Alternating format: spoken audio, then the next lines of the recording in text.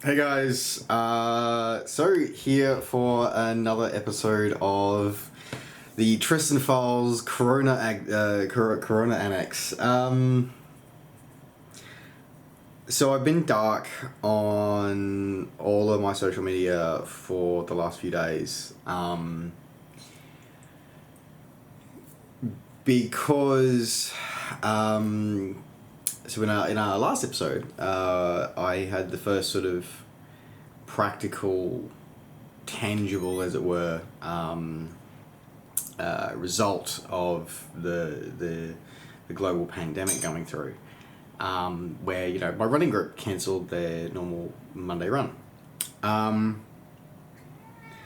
very quickly after that, the world's kind of going to shit. And a lot more things have been going on. So we've had multiple countries locking their borders. In fact, as I'm recording this right now, in about 6 minutes from while I'm recording this, 6 minutes from now, Australia will close its borders. For at the moment, they're talking about 6 months.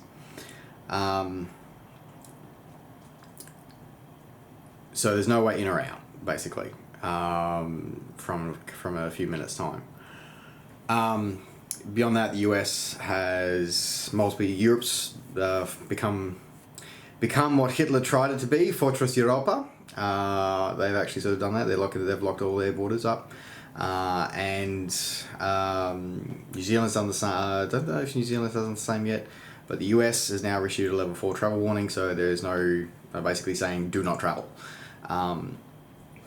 The additional thing that's come through here as well is they're now talking about travel restrictions domestically here in Australia.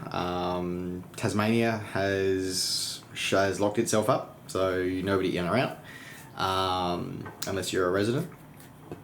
And now, and they're talking about expanding travel restrictions throughout all the states here. They're reviewing travel permissions and travel abilities throughout the country. Anyway, but the main reason why I've actually been dark on social media is that there was a decision that unfortunately April and I had to make, which really sucks. So for those who've been playing along at home, you may recall that we are engaged. I proposed when she finished the Hawai'i 70.3 last year. And our intention was that we were supposed to be racing there together this year, and then we would be getting married the next day. Unfortunately, due to all of this, and due to the fact that there is physically no way for me to get to Hawaii, plus generally wanting to keep everybody healthy and safe, because we do have a wide range of people that are coming with a wide range of ages. We don't want to risk anything or anyone getting stuck anywhere. So we have had to put our wedding on hold until further notice, it's probably one of the hardest things, is that a lot of events are sort of rescheduling and delaying and whatever, but we can't even put a date on it. And the situation globally is so fluid that we don't know how long it'll be before borders will start opening up again, before air travel will start returning to some semblance of normality. It's crap time. And that's taken a huge mental hit on me. And during the process of starting to do that, it's become very apparent that there are members of our community. I mean, as if it wasn't obvious enough with the whole hoarding of toilet paper and essentials and denying people being able to access them because my needs are bigger than yours kind of mentality that so many people seem to have. It's also showing the lack of humanity in so many other aspects of life. The lack of even doing things like, saying that they'll do something, that, that you'll do something, and then literally a message later doing a complete 180 on that and going, nah, don't want to do with that anymore, so you can get stuff. I'll save that for another episode.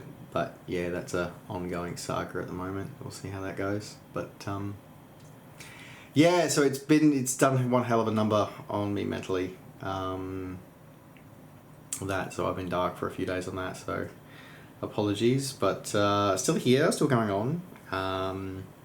In other sort of virus news, again, like it's really like it's interesting looking at the shops, because there's people still have this panic buying mentality, and it's like you're buying all this stuff. And it's like, what are you gonna do with it? Like, I walked into an Aldi yesterday. It was late afternoon. Like, I got out of work. I was very, very late. It was evening. It wasn't afternoon. It was night.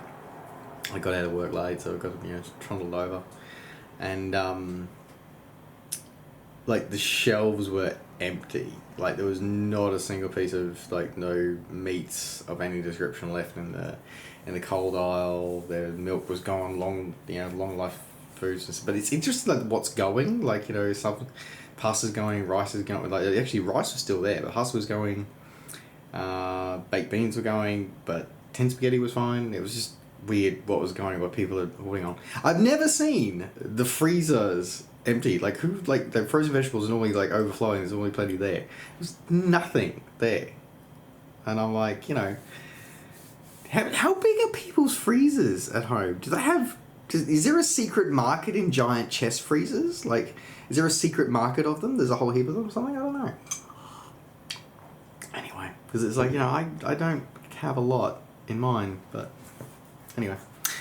But yeah, it's another interesting thing is just trying to get into doctors at the moment. Of course, is a bit of a challenge with everything. Is I need insulin. I'm down to probably about a week's supply is all I've got left. So normally when I get down to about 2 weeks, I normally sort of start going to get another script or something. Turns out that all my scripts that I had actually expired. So I actually need to get a new script. So I've got to go to the doctors. And I've got a week wait to get in to see the doctor, because I tried to organise that during the week.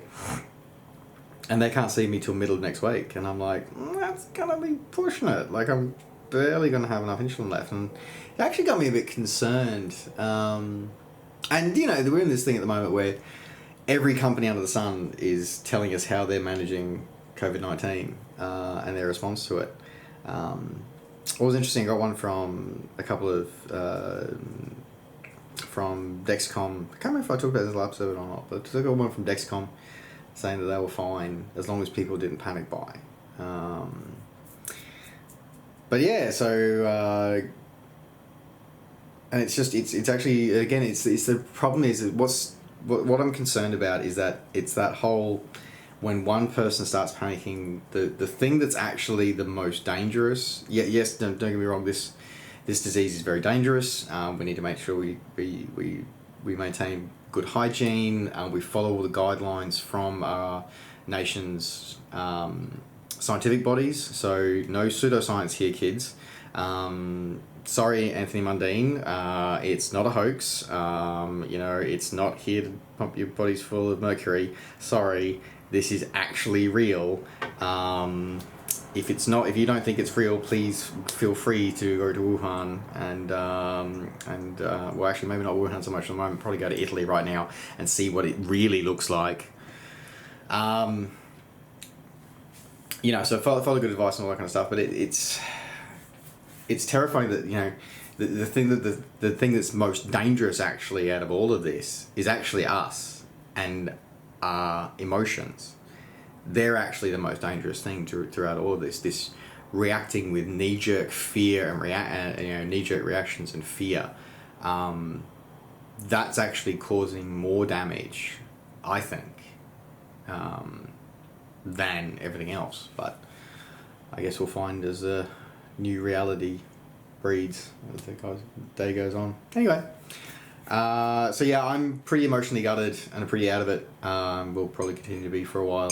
But because, you know, you plan for a wedding, and especially an international one, and then to have something like this happen is a bit crap. It's a bit crap, to put it mildly. So anyway. Alright, that's pretty much it. So thank you very much. Have fun, and I will catch you guys on the next episode. Stay safe, stay clean. 20 seconds.